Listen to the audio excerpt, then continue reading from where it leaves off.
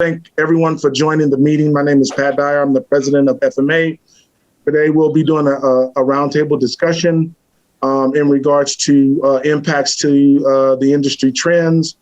And so we would like to kind of expedite the presentation so we can leave plenty of time for questioning, as we know that we're going to have a few questions on this deal. And so today we have Leslie Yardman, who is going to kind of kick off the meeting, then who's going to kind of kick off our presentations. And we just ask that you hold your questions till the very last presentation, and so we can then kind of open it up for Q&A. Then there'll be John Dufay with APS, and then it'll be myself, PMS. So we can go ahead and get started. Leslie, if you want to pull up your screen. I think. Perfect. Awesome. Hi, everybody. Welcome to the first ever Facility Managers Association of New Mexico roundtable discussion. I am Deborah Chavez. I know, woohoo! I am Deborah Chavez with Mooring Construction and Restoration and a member of the board of directors for the Facility Managers Association of New Mexico. First and foremost, we'd like to thank our sponsor, Christy, and I'm going to turn it over to her for just a minute. Thank you, Christy. You're welcome. Thank you. Thank you all for allowing us to sponsor. This is a great organization. As I've been getting more and more involved with the facility directors, property managers, and maintenance and operation teams, I didn't realize how valuable FMA was. So we are so happy to be a sponsor for you all, definitely. I'm Christy Greiner with Paul Davis Restoration of New Mexico, or Paul Davis for short. We are a locally owned franchise right here in Albuquerque, celebrating our 30th year this year. Yay! We've been growing steadily, taking care of properties in Albuquerque and the surrounding areas. We have two divisions. We have mitigation and reconstruction. And mitigation is when you can call us 24/7 to get out there to that problem that's happening at any of your properties. And we properly mitigate it right away. Our technicians on site are IICRC certified, so they understand how to assess the situation and make sure the proper steps of getting it taken care of so there's no more secondary damage, which we all want that, right? And then we have reconstruction that should your building have extenuating circumstances, we can come put the building back together again according to your wishes, the property manager, the facility director, the insurance adjuster. But we also bring a bevy of experience to the table. Many of our associates or project managers, if you will, have been with this local Paul Davis for nearly 20 years. I myself am going on 13 years with Paul Davis. I'm very proud of this company representing them. And just the experience of being on so many different losses and putting everything back together again, we can at least bring that wonderful value to you. So we're available on website, we're available telephone, we're email, social media. It's easy to find us. And if you'd like, I have also a couple of fun things that we offer. We offer continuing education classes for those who hold property management licenses, as well as we can do an emergency preparedness plan with, let's say you have a tenant that doesn't understand where your responsibilities end and theirs begin inside the room that they're leasing, if you will, should damage happen. And I can't tell you enough that is important for the tenants to understand, because the ones that we have worked with did not understand exactly where your responsibilities lie and where their responsibilities lie. So those are free to you all. And again, thank you for allowing us to be here, and take it away. I'm looking forward to the discusussion. Yay, thank you, Christy, so much. We appreciate you sponsoring this event very much. So thank you again for joining us. Absolutely. Okay, also, just to introduce to you, we will have a moderator. Her name is Auri Vigil, and she is with RoofCARE. So thank you, Auri. We appreciate you so much. All right, let's kick it off. Miss Leslie Yardman, Property and Facility Manager for Bank of Albuquerque. Take it away. I don't have anything to share. However, I'd rather just look at your beautiful faces. So let's get into the conversation. Bank of Albuquerque is part of BOK Financial, which is out of Tulsa, Oklahoma. We used to be part of Bank of America, but they split off, and the partner decided to house out of Tulsa, Oklahoma. So we're in 7 different states under Bank of Albuquerque, Bank of Texas. We just have the different names. One thing about COVID in the industry that happened last year, a lot of people just don't realize we were kind of a quiet entity, but we never closed. We were ones that always had to remain open, whether it just be drive-through or if we had customers within the building. We would limit it, of course, customers in the building if that were the case, but there was a time when we just did strictly drive-through. We figured out how important drive-throughs are now. But the other thing that kind of happened through last year as well is people really had to do a lot of online banking. And so a lot of people really got to figure out how easy, kind of, for some of them anyway, that it really is. So because of that, they did some restructuring. And so we ended up closing 2 of our branches because of the restructure and because of figuring out, you know what? People are figuring out how to do all their stuff pretty much at home, online, or wherever they may be. So that kind of had an effect on the banking. That's just within our banking industry. I'm not sure if anybody else had the same experience, but in talking to other banking facilities and branches, there was issues pretty much similar to what we were facing. The other thing that we had to come up with as facility managers was all of a sudden we became procuring. So we had to go out and find PPE supplies, gloves, masks, wipes, sanitizer. I mean, and that was very difficult at the beginning because, as you know, everybody was hoarding. You couldn't get anything anywhere. Staples, Amazon, you just really could not get it. And if you could get it, it was iffy. You may be waiting forever to get it. We fortunately had clients of the bank who stepped up to the plate throughout our footprint and said, hey, we've got supplies. You guys should start ordering from us. So we procured a lot of our stuff out of state. I did a lot of my stuff in Arizona. A lot of the stuff that did come was from Mexico, but I was able to get it. And we were able to ship in all the supplies that we needed for the banking centers. And then once we got all the supplies, then we had to go in and deliver it, make sure that they had plenty of supplies. And of course, at first, people were really paranoid. They wanted gloves, they wanted the whole 9 yards. But they figured out in the banking industry, you can't count money with gloves. It was very, very difficult. So that kind of went away, which was easier for us because we didn't have to procure the gloves. Kind of a small thing, but it became a big thing. In our smaller branches, we had to put the plastic shields. You guys have been places where you see the shields. When you have a branch that's 2,500 square feet, you need that separation because you can't allow people to be that close together. We may have 4 teller lines, but yet we could only use 2, and we still had to put up the shields for the fact that we did not want people to feel uncomfortable in that situation. So we had a lot of changes on that, a lot of stuff that came up with that. The other thing that came up with the branches is if someone did test positive, we had to go in, usually the night that they found out that the person tested positive, we had to go in and electrostatic fog the entire branch. And to kind of keep that a secret from the employees at the branch was very, very difficult because of OSHA requirements. We couldn't say, hey, we're in here to fog because somebody tested positive.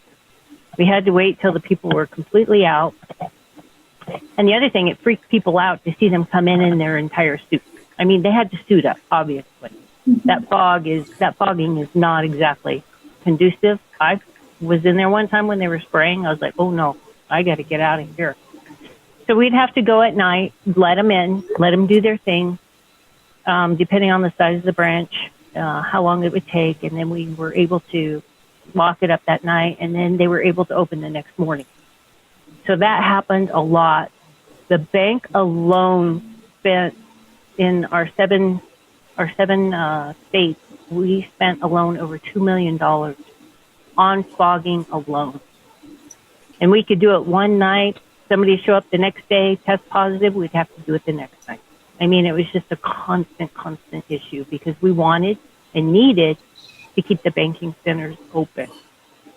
So it took a lot of work. Thank goodness, knock on wood, it's kind of slowing down with that issue, with the numbers kind of dropping. So that's kind of nice. So with that being said, our industry did change with the closing of branches. It did change with the fact that we had branches with no drive-through. Guess what we're looking at doing now? Moving or adding drive-through. Because this could happen again, but it is critical now in the banking industry, and people still do not want to go into those banks, the branches, understandably so. So it's been quite the whirlwind for banking industry as far as changes, as far as this was new as it was to everybody else. It was a huge learning curve. And every now and again, we still get a wrench thrown in there going, didn't think of that. But we do have a big operations center here. Your P&M and your gas bills come here. We process those. We process also over, I think it was $15 billion a year throughout our footprint in wire transfers. These people could not be at home. They had to be here. So social distancing within our operations center was huge. I mean, we put people everywhere that we could think of, have them come in different doors, have them use different restrooms. We could not have them in the same location. And now we're having to take temperatures. So now we have to go in, get temperatures, and have everybody, we have to send that to our HR department every morning, our temperature sheet. So we did close down one time on our operation. So a couple of our guys loaded up all our P&M bills, all the gas bills, drove it to Amarillo, Texas. Somebody from Dallas met them in Amarillo. They swapped the mail, and they processed it for us in Dallas. 2 days downtime. That was it. So that's how efficient that industry and how critical that industry is. We have a cash vault. We have casino money coming into this cash vault. This cash vault is the biggest cash vault in Albuquerque, believe it or not. And we process millions and millions of dollars. That could not shut down. Even though the trucks weren't coming as frequently, they're still coming. So they had to split groups and change shifts, and we had to go in and clean. One shift would leave. We'd have to go in and clean the entire area, let the next shift in. Wow. And then once that shift left, then they'd clean the entire area for the morning shift. That's amazing, Leslie. Yeah, it's been crazy. It's been crazy. You just don't think of all these things, all the processes of a bank alone. I mean, we've got, of course, medical, and of course, we're going to hear from John about the schools. Huge. But you also have other industries out there, banking, one of them, that you just can't shut down. Yeah. So it's been a big... I think we could talk to you for a whole hour about banking. But and for the sake of time, we'll have to move forward with John. But if you guys have questions, please jot them down, and then we're going to have a Q&A at the end. So thank you, Leslie. Sure. Hello, how are you all doing today? John Dufay here. How are you this morning, Auri? Hey, John. Good. So, obviously, public schools have been quite a bit in the news and everything, and we affect so many different families. When you think we have 80-some thousand students, 17,000 employees, and we affect about 160,000 parents and families that are out there in our family because of parents and grandparents and everybody else infecting schools. So we definitely have a high impact. When COVID hit and we closed down schools on March 13th. The word came out March 12th, March 13th, we were closed, but we still have to function. Kids still had to be in school, still had to go online learning, and we had to switch over to that, which was a huge task. We've given out some 40-some thousand laptops and iPads and things to students. We're one-to-one at this time device. So every student that doesn't have a device from their own has a device from APS. We have, thinking about this, you're looking at 17.3 million square feet. We have 156 sites. We have over 5,000 buildings, and that equivalent to the 17.5 million square feet that we have, 8,200 classrooms. So it's been a huge task. For the PPE, when you're looking at PPE for every student, every teacher, we bought truckloads. When I mean truckloads, we literally bought a few semi-truckloads of plexiglass to put everywhere in the school district, at all the secretary desk, all there's interaction, students that have one-on-one with teachers for special ed. Then looking at all the hand sanitizer. When we looked to buy it, we weren't buying, hundreds of thousands of cases. It was thousands and thousands of cases, truckloads of hand sanitizer that we have to buy, wipes, trying to buy this on a continuing basis, trying to find it, and was looking for masks. We were caught up in the N95 mask thing that the state got a contract, and of course they were fake. We've been very, very doing our due diligence, and we're on trying to verify the stuff you would not believe, and I'm sure you do know, but there's hundreds of thousands of dealers out there now in PPE that most of it's fake, or they don't have it, or they just started and they're just trying to be a middleman, and they make promises just to get the PO and to get this and that, and then all of a sudden, before you know it, it's not there. So this has been a challenge in trying to get all the schools ready when you have all the classrooms doing the COVID stuff. We do the cleaning, the fogging on a daily basis. We do the surveillance testing, and you have to remember we're doing over 3,500 tests a week. All of our employees, we're doing 25%. Our goal is 25% of our employees get tested every week. So we're doing about 3,500 to 4,000 employees a week of surveillance testing. And when there's a positive, which there are 30 to 40 a week, then we go into the fogging, we go into disinfection, they have to go into isolation. And then the cohort kids have to go into isolation because we have kids on site for special ed students. And with sports, where they work in pods of 5, if the kid gets COVID and they test positive, which they have been, then what happens is that whole group has to isolate for the 14 days. So they're out of commission for 14 days and that type of stuff. So it's really an ongoing challenge. It's not an 8 to 5 challenge. It's 24 hours a day, because when we have positive tests, that whole thing with the positive test end up being fogging through the night, and it's total fog. We have to go through a total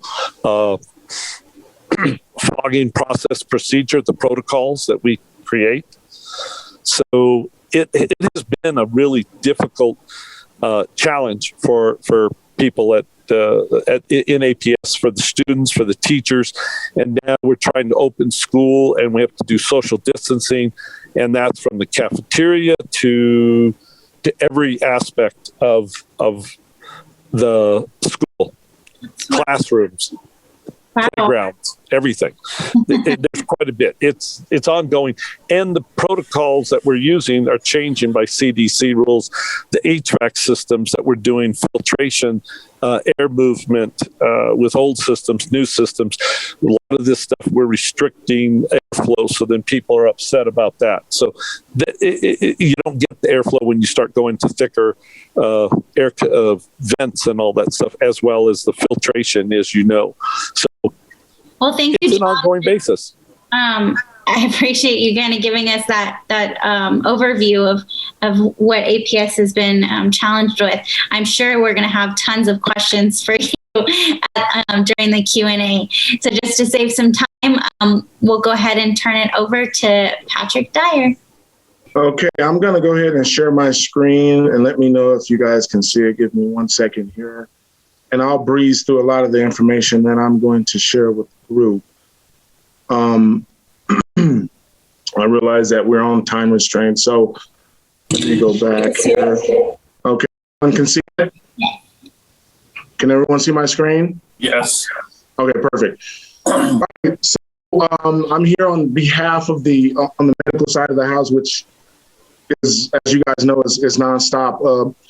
PMS, Presbyterian Medical Services, is not the same as Presbyterian hospitals. PMS was established back in 1969 as a 501c3 nonprofit corporation. We're not the same as the hospitals. However, we work in conjunction with the hospitals statewide. We have over 100 plus facilities. We offer numerous services as well. We offer supportive living, senior centers, home meal deliveries, primary care, medical, dental, behavioral health, pharmacy. We also offer school-based in our early Head Start programs, and we also deal with a lot of the reservations in terms of IHS and TOTA behavior health. We also offer, like I said, early childhood programs as well, joint intervention programs, sobering centers, collaborative projects all throughout the state. Okay. PMS primarily has over 120 facilities in every county in the state of New Mexico. We have over 1,400 employees. We do focus, our primary focus is on medical, dental, BH, and early childhood development. Some of the issues that we ran into, starting with our clinical setting, it kind of varied, but what we've done on our end was we formed what they call a COVID response team. This team would meet and continues to meet till this day on a daily basis and a weekly basis to review kind of the current trends based off of the CDC, Department of Health recommendations, and also consist of our clinical leaders within the organization, as well as our facility leaders within the organization. That would include myself. Our biggest goal is to examine the day-to-day operational impacts. And we also have to take in consideration the governor's orders as well.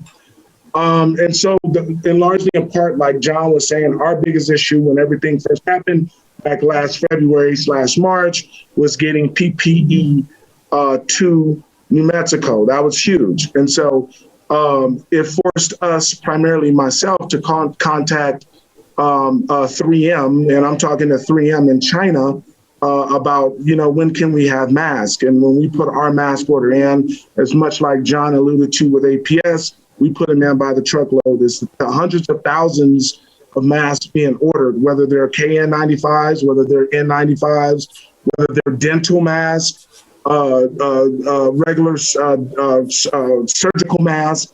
We kind of had to go through and sift through that and be a little bit more thorough.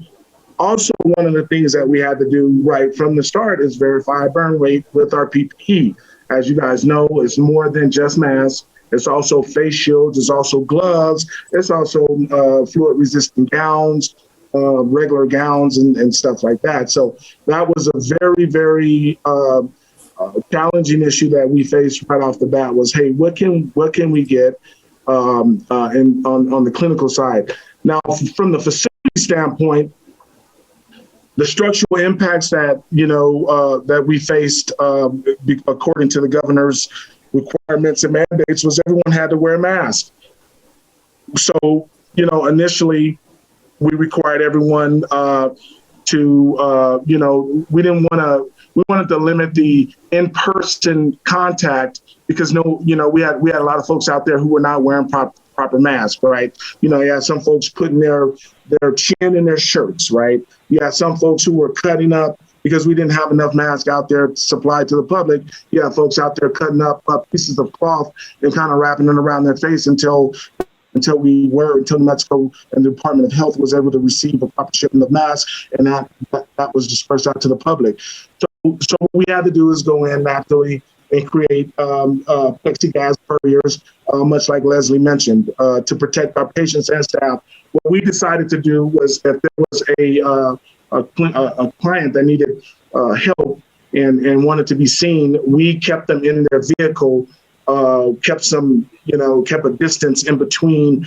them being inside the facility, asked them COVID-related questions, and if they seem like they can pass it, we were able to see them individually in the facility. Another large thing that we ran into in terms of PPE was our hand sanitizer.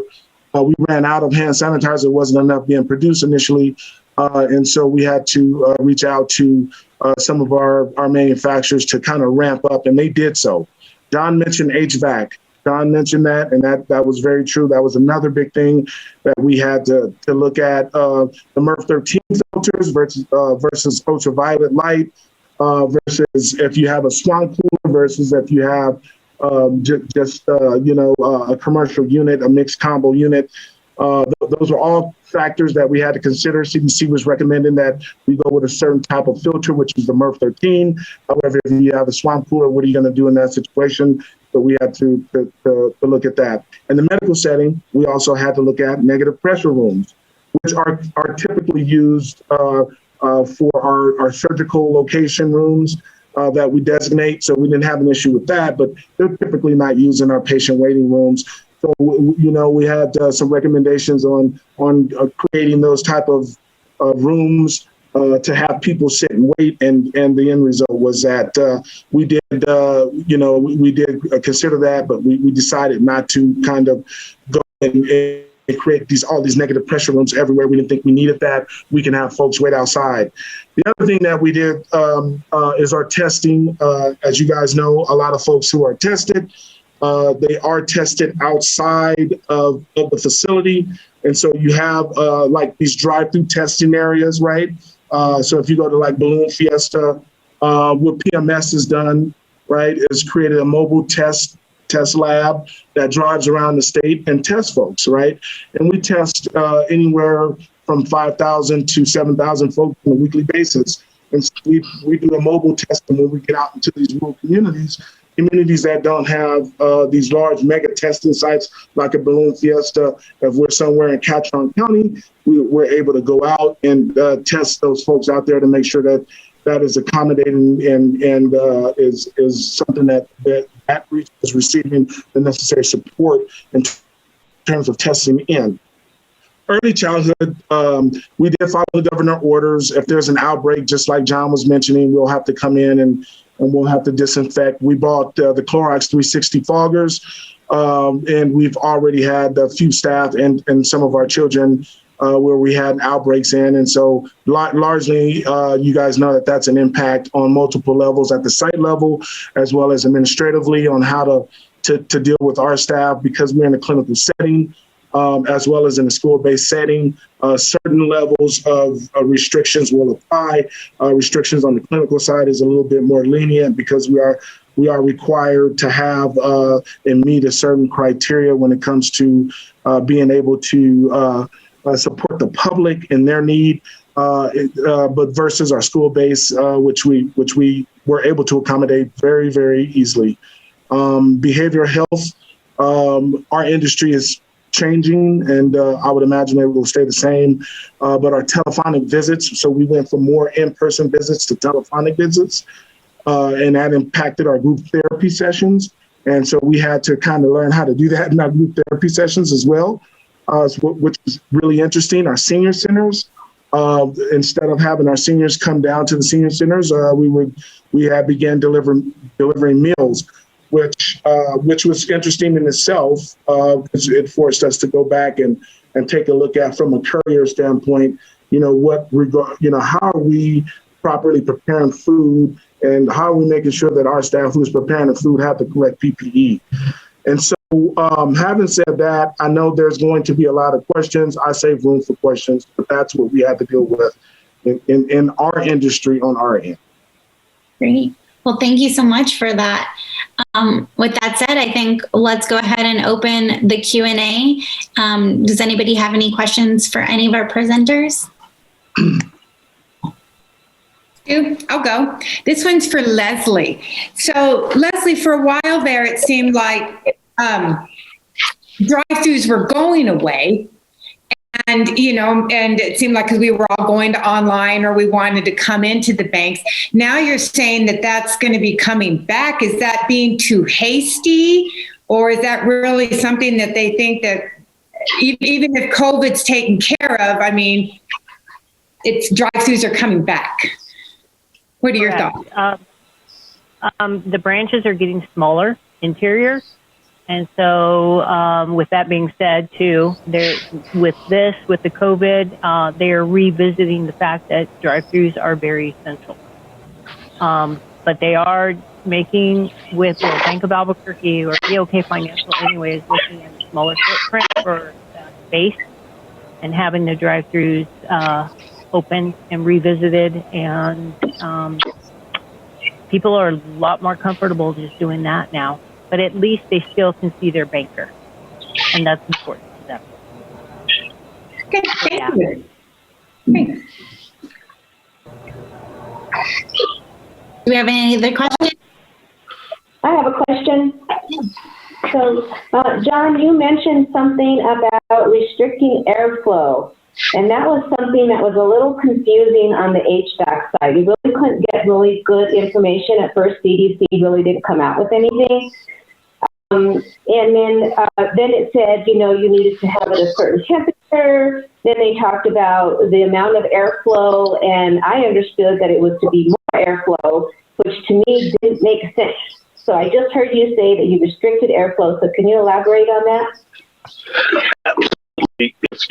A lot of the information that's come from CDC as well as PED and even ASHRAE and stuff, I won't say the knee-jerk reactions, but I think a lot of people have been looking for information, so they've been coming up with this information. And one of the problems that we found out now is that as you put more filters, because ASHRAE came out with MERV 13 and said that's the be-all, end-all. If you can get to MERV 13, you're the safest they can be. It's wonderful. And then in some places, even a HEPA filter. Well, the problem is most of our systems that are older systems or anything else in any building, it's almost impossible to find a MERV 13 that would fit your system.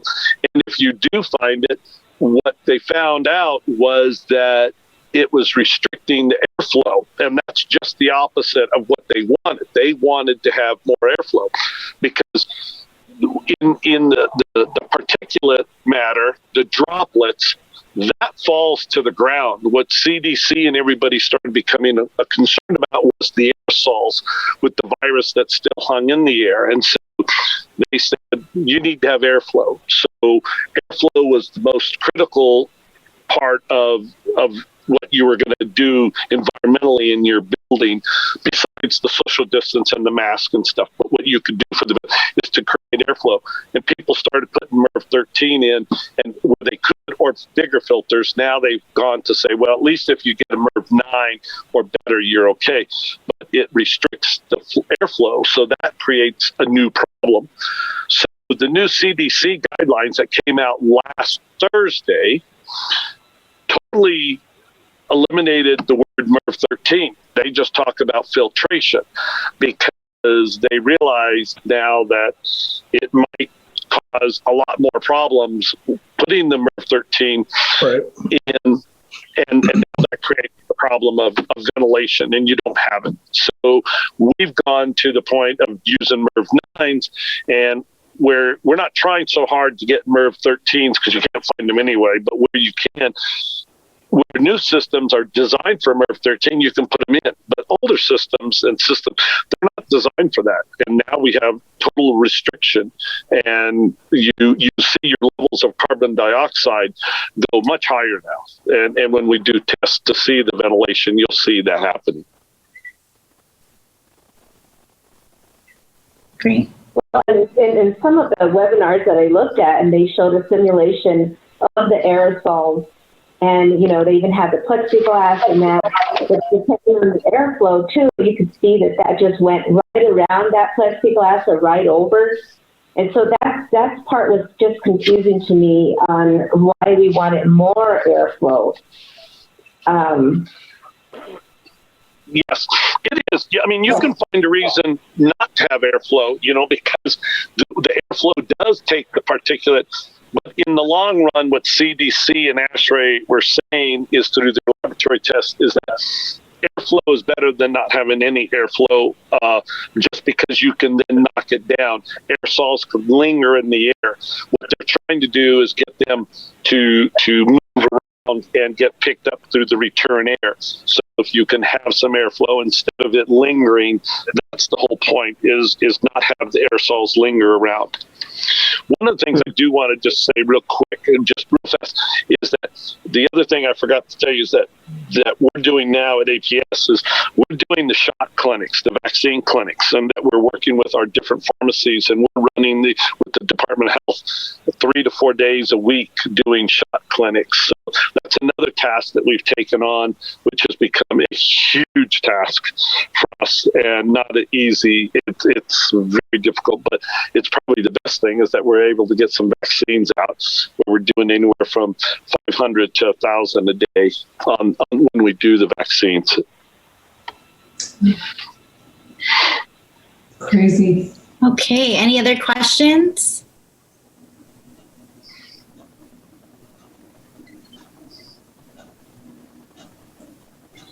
John, I have one. What do you see is going to be a permanent adjustment in result to COVID? In our schools, we're going to be putting in what you see in hospitals and areas like that a lot of the facilities that Presbyterian everyone uses, is that you're going to see more and more focus on UVC units and things like that for IAQ, for total indoor air quality stuff, because the COVID's not going to go away. You have the virus, you have the flu, different strains of flu happening. And so we're going to see a focus on indoor air quality, and that's where we're seeing the focus right now for us. But it'll continue to be a big focus, and looking at all different ways of trying to improve the indoor air quality in classrooms, because it creates a better environment for the students, and they don't get as sick as much, and it's a much better learning. So I think that's the focus. You're going to see the takeaway from this right now. Once we're past with everyone's with the vaccines, you're going to see that focus of indoor air quality. I have a question about that, John. Are you guys leaning more towards, so there's a couple different ways with indoor air quality, right? Either UV lighting, like you've mentioned, or there's bipolar ionization units, which actually release ions that attach to the air particles, bring it back through the filtration. UV lighting is just going to, basically covers any of the air that passes right in front of it. Ionization distributes out and actually captures out within the actual, let's say, the room or where the air is actually being, conditioned. Anybody have any feedback on that? What you guys are looking at more, UV lighting versus bipolar ionization? A lot of the facility managers, a lot of the school districts I work with are going either or.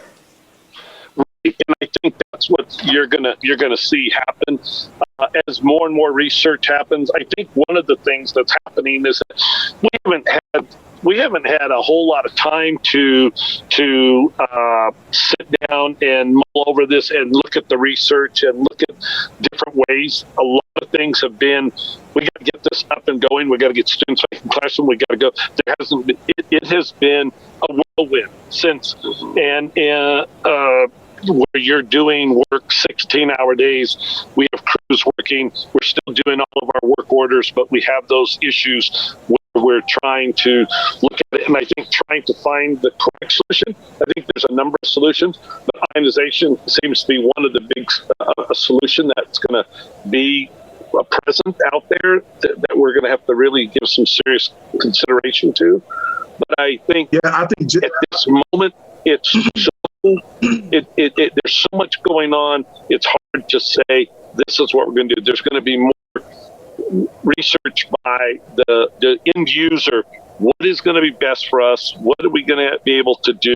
And look at those different solutions and what works best. And I think you're going to see we're going to use a combination of a number of things out there for indoor quality, because as soon as we kind of get time to breathe, you're going to see changes everywhere, not just in schools, but in businesses, in hospitals, all those areas. Absolutely. Jessica, let me answer this. Jessica, let me answer this. I don't know if you can hear me, Jessica, but I have looked at UV rays in terms of IQ, and we've looked into that. And what John is saying is correct. We have a couple of applications of where we put in the UV, the ultraviolet light, to test and to use as a model.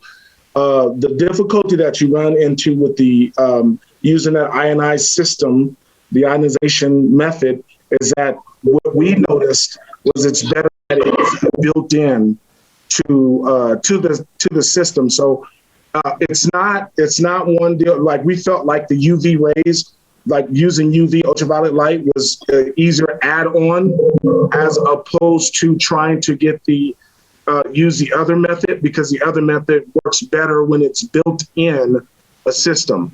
And so we hadn't had any capital projects where we had to have that built in at this point. Sure. And so we're looking at that, and that really was the difference in between the two. We do have two locations that have the ultraviolet lights, and so we're currently using that, and we're testing that to see how that goes. Yes, absolutely. Well, I have many case studies for, we work with facility managers, obviously, throughout the state and then throughout really the world. So if anybody is on this entire call is interested in learning more about either or, it's not a Honeywell product or anything like that. I'm not trying to push anything like that. Just, we have a lot of information on what others are doing in their facilities as far as indoor air quality and how you're tracking that, monitoring that, managing that. You can set your set points, your schedules. We have there's dashboards out there that you can check your humidity, your CO2 levels. Really, that's one of the best reassurance methods that I've seen, where you can walk into a facility. Some of the school districts are putting these dashboards up on the wall in each school. You walk in and you can say, oh, okay, this building has this much air running right now. This is the humidity. This is the temperature. So there's a lot of different things that people are doing, and I was just interested in which way you guys are leaning. So I appreciate that feedback. Yeah, and I'll be interested in that, to be honest with you, Jessica. That's really great. And so if you want to shoot me some information about that, I would love to hear. Sure. Maybe I could even just, I'll request from the board of directors if I can give you guys a brochure, and then that way everybody has, it's really just tons of different methods that people are using. That's what I'm doing, is just kind of passing on what people are doing in their facilities that we are seeing, and it's good information. Sure. Thank you, Jessica.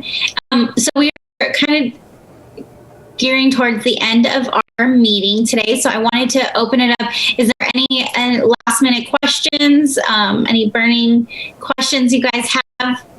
I wanted to make sure we got all those questions answered.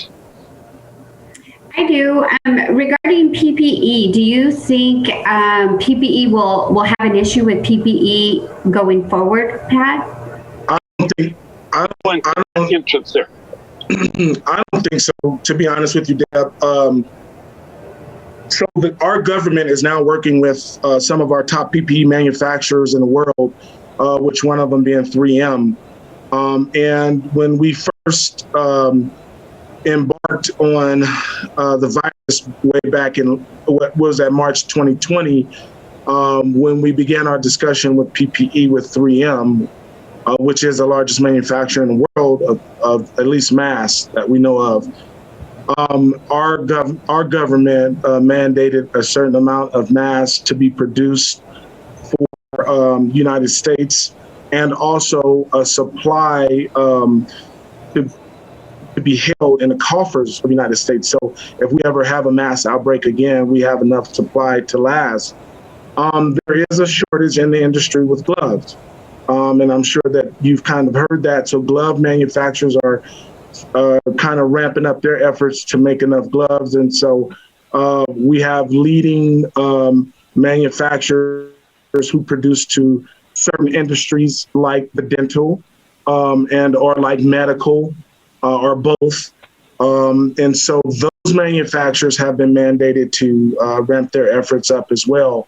I don't foresee it being a issue largely in part. I think nowadays you can go out and at a gas station and buy masks now. You can go to Walgreens or Walmart and they have them now. So I don't see it being an issue. But I think what will happen as a result is the in-person to person contact, like when it comes to your medical visits, will be greatly reduced. Unless kind of like on a need to do basis, so to speak, right? And so as a result, it will have an impact and change that way. But I don't think PPE will be an issue of significance moving forward. John will be able to get enough PPE for his folks and his students. Awesome. Thank you. It's just we won't have enough toilet paper. That's it. It's always toilet paper. Never have enough of that, right? Everyone's going to start wiping with masks. Right.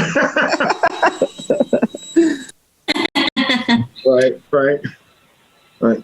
Which was really interesting, right? We were short of toilet paper, right? I mean, I remember, and people, I think, assumed that because we were not going to be able to come out the house, that they were going to be short of toilet paper. But I know the toilet paper industry, especially the local one here, like Rose's, we're very happy, right, at that time, right? It was kind of an interesting effect because I talked to some folks and I said, why are you stocking up on toilet paper?